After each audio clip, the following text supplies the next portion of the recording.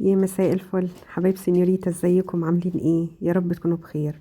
هنعمل مع بعض الجلاش ده حادق بالمشروم والسبانخ، طعمه حلو جدا. في مش بيحبوا السبانخ زي كده. السبانخ مختلفة جدا في الوصفة دي، طعمها وريحتها تحفة بجد. كمان قيمة غذائية عالية لينا ولولادنا. اول حاجه جبت المشروم، مسحته في فوطه مطبخ مبلوله. والسبانخ جبتها وغسلتها كويس، قطعت الجزء اللي فوق اللي هو الساق واستغنيت عنه رميته. وجبت الورق قطعته بالشكل اللي احنا شايفينه ده. انا استخدمت حزمتين من السبانخ وحوالي ربع كيلو من المشروم. لكن الكميات تقدري انت تتحكمي فيها، انا بقولك بس الكميات اللي انا عملتها، لو حابه تمشي عليها، لكن تقدري تزودي او تنقصي حاجه زي ما انت عايزه. هنا جبت طاسة وحطيت فيها 3 معالق كبار من الزيت، وبعد كده نزلت بالمشروم. هفضل اقلب فيه لحد لما يدبل وينزل المية بتاعته، وبعد كده يبتدي ياخد لون ذهبي خفيف. في الوقت ده هبقى مجهزة فصين كبار من الثوم المفروم. هنزل بيهم اول ما المشروم ياخد اللون اللي احنا شايفينه ده. اول ما تخرج ريحة الثوم هنزل بفلفل متقطع مكعبات، حوالي قرنين من الفلفل الرومي المتقطع مكعبات صغيرة. تخرج ريحة الثوم وانزل بالفلفل على طول، هقلب الفلفل تقليبة كده مع باقي المكونات. وبعد كده هبتدي احط رشة صغيرة من الملح والفلفل الاسود، مش اكتر من كده.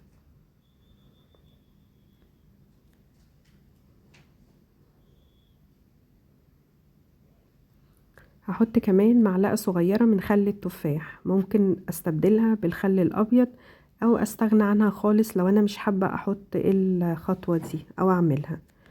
قلبت الخل مع المكونات بالشكل ده، وبعد كده ابتدي بقى انزل بالسبانخ. في الاول هتبان الكمية كبيرة جدا، لكن مجرد ما بتسخن بتبتدي تقل. كمية السبانخ خالص زي ما احنا هنشوف مع بعض كده.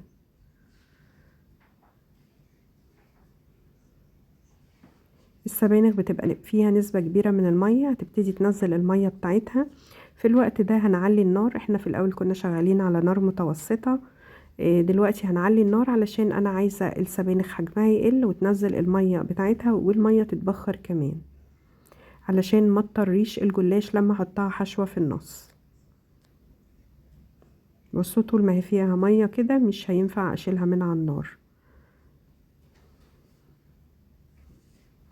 لو مش حابة تعملي الوصفة دي بالمشروم، تقدري تعملي بالسبانخ نفس الخطوات ونفس المكونات كلها، بنفس الترتيب. بس شيلي المشروم من البداية. كده خلاص، بصوا المية بتنشف وبتتبخر زي ما احنا شايفين كده.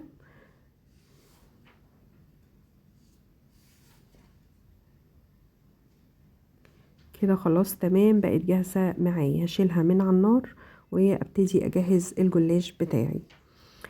هنا جبت نص كوباية من المية المغلية، واحط فيها مكعب مرق خضروات، واحط كمان فيها سنة صغيرة من الفلفل الاسود.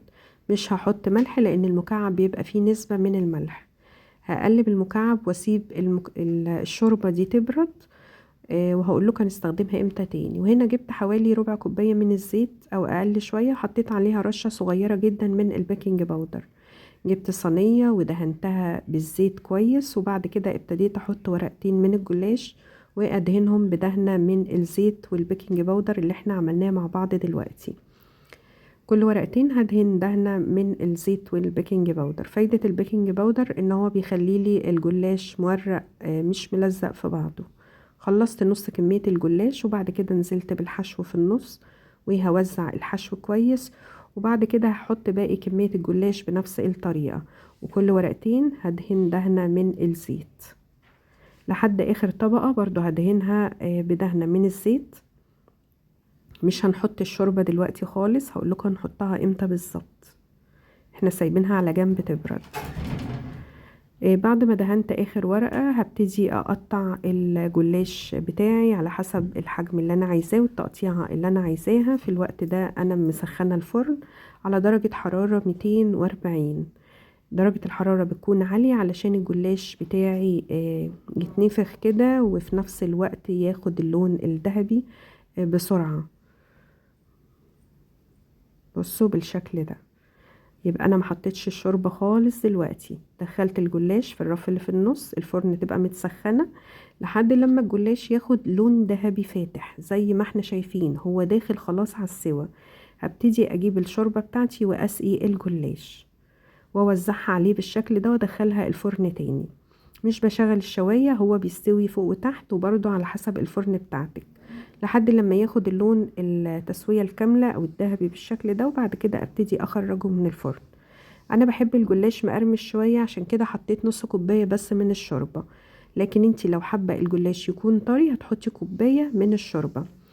الجلاش ده وزنه نص كيلو، يعني اللفه اللي احنا حطيناها في الصينيه دي وزنها نص كيلو، فتقدري تطريها بان انت تحطي كوبايه من الشوربه، لكن انا حابه تبقى مقرمشه شويه فحطيت نص كوبايه بس.